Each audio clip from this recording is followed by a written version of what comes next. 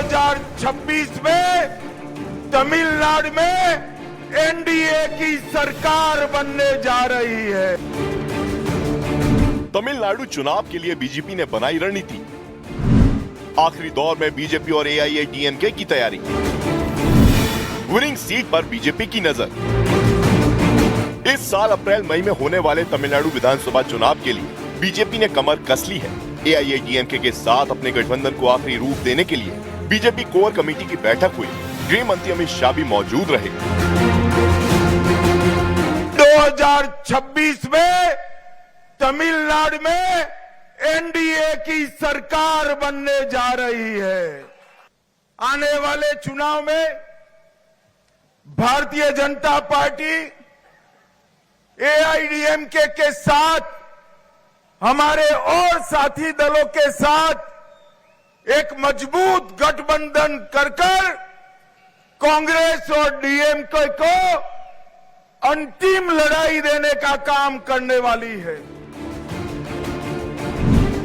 सूत्रों के मुताबिक बीजेपी कोर कमेटी की बैठक में तमिलनाडु की 234 विधानसभा सीटों में 120 पर चर्चा हुई।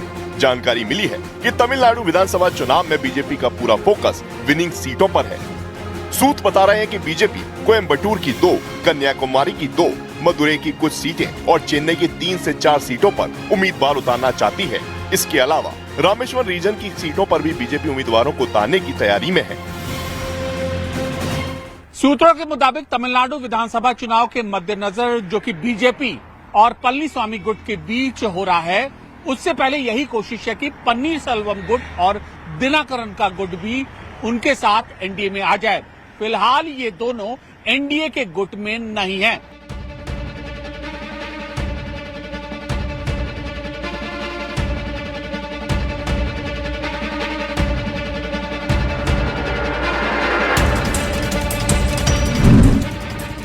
खबर आ रही है कि सूत्र बताते हैं कि ईपीएस यानी एडपादी के पलनास्वामी के नेतृत्व में एनडीए के नेता लगातार दिनाकरन और पन्नीरसेल्वम के नेताओं से संपर्क में है। इन प्रयासों का उद्देश्य अन्नाद्रमुक के पारंपरिक वोट बैंक को एकजुट करना है ताकि डीएमके के खिलाफ मजबूत चुनौती पेश की जा सके। दिनाकरन और ओपीएस यानी ओपी पन्नीरसेल्वम का तमिलनाडु के दक्षिणी हिस्से में अच्छा प्रभाव है, जो कि थेवर समुदाय से ताल्लुक रखते हैं।